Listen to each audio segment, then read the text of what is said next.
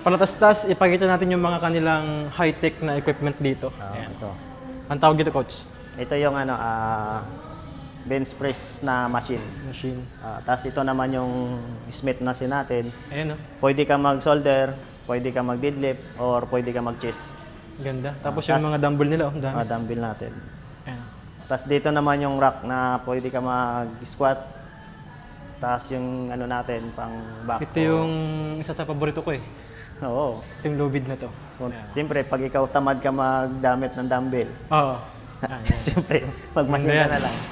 Tamad ka eh. Diyan sumasakit yung ano ko, tricep ko eh. Oo. Tsaka bicep. Ayan, maganda yan. Tapos ito mga coach, ano yan? Ito yung mga for cardio natin.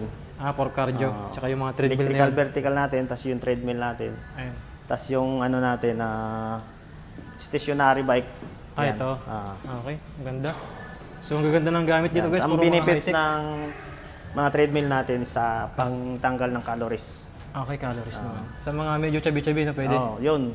Tapos kung gusto mo naman magpa-abs, dito. Ito naman, Stationary bike. stationary bike. Tapos ito naman yung leg press natin. Yun, gusto ko yan ah. Machine.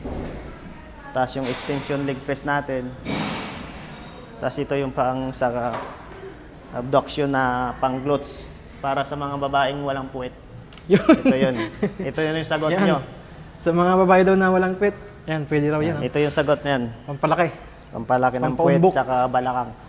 Tapos ito balakang. naman yung pick dick machine natin. Yun. Pick dick machine natin para sa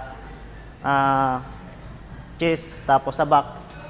Ito yung gagamitin natin. Ayan. Tapos ito yung machine natin na pang bicep. Yung nga, no? Tapos may machine naman tayo na incline press ng shoulder. Dalawang purpose nito eh. Ayan yung paborito ko ah. Shoulder machine tapos chest machine. Hindi ko pa naranasan yung ganyang machine, pero yung press na ano, Yung manual lang. manual, paborito ko yun. Yan. Kaya high-tech na tayo ngayon. High-tech to. Kaya pwede mo naman i-adjust yan.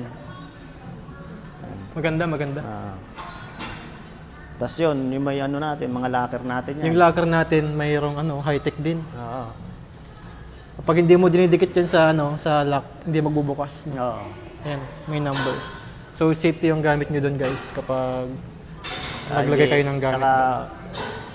Tatlo, dalawang CCTV nakaharap. Ayun, meron palang CCTV nakaharap doon. So Kaya safety kahit dito. saan ka pumunta dito, lahat may CCTV. Kaya wala kayong ikabahala na mawala yung gamit nyo, hindi yan. Ayun, Kasi nung isang araw may nakaiwan na cellphone. nabalik naman. Oo, ako nakakita doon san. Ayos. Kaya tinawagan ng may-ari, tinagot ko, tapos sabi ko i-recover na lang sa ano namin, lost and found. Okay, ito na.